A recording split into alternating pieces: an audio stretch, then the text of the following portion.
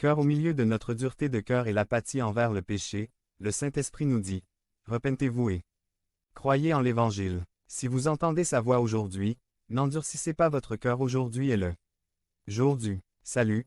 Demain il sera peut-être trop tard. Psaume 103, 3 à 4. C'est lui qui pardonne toutes vos iniquités, lui qui guérit toutes vos maladies.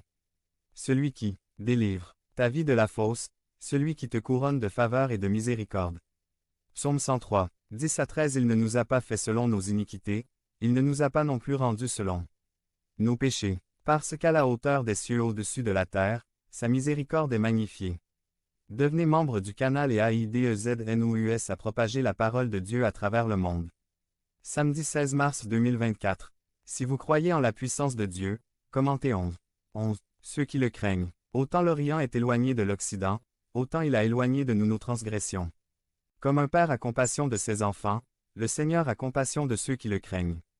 Devenez membre de la chaîne et AIDEZNOUS à propager la parole de Dieu dans le monde entier. Samedi 16 mars 2024. P4. Le jugement final. Résumé. Qui sera jugé? Quelles choses vont être jugées? Quels sont les résultats du jugement final?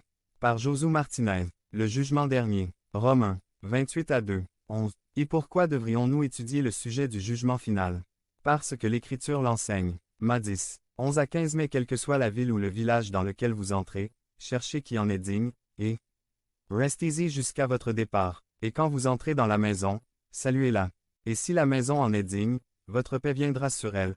Mais si ce n'est pas digne, votre paix vous reviendra. Point. Et si quelqu'un ne vous reçoit pas et n'écoute pas vos paroles, quittez cette maison ou cette ville et seguez la poussière de vos pieds. En vérité, je vous le dis, au jour du jugement, le châtiment sera plus supportable pour le pays de Sodome et Gomorrhe que pour cette ville-là.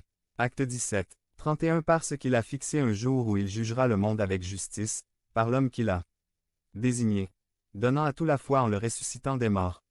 Et 9, 27. Et comme il est réservé aux hommes de mourir une seule fois, suivi ensuite du jugement. Et 10, 24 à 27. Considérons-nous les uns les autres pour susciter l'amour et les bonnes œuvres. Ne manquant pas de se rassembler, comme c'est la coutume de certains, mais s'exhortant les uns les autres. Et cela d'autant plus que vous voyez ce jour approcher. Car si nous péchons volontairement après avoir reçu la connaissance de la vérité, il ne reste plus de sacrifice pour les péchés, mais une attente effrayante du jugement et du feu ardent qui dévorera les adversaires. C'est pourquoi chaque prédicateur doit de temps en temps prêcher sur le jugement. 2. Pourquoi devrions-nous prêcher le jugement final? Parce qu'il y a des gens qui s'approchent du Christ uniquement par peur de l'enfer. Je sais qu'il y a de meilleures raisons de venir au Christ que la peur de l'enfer.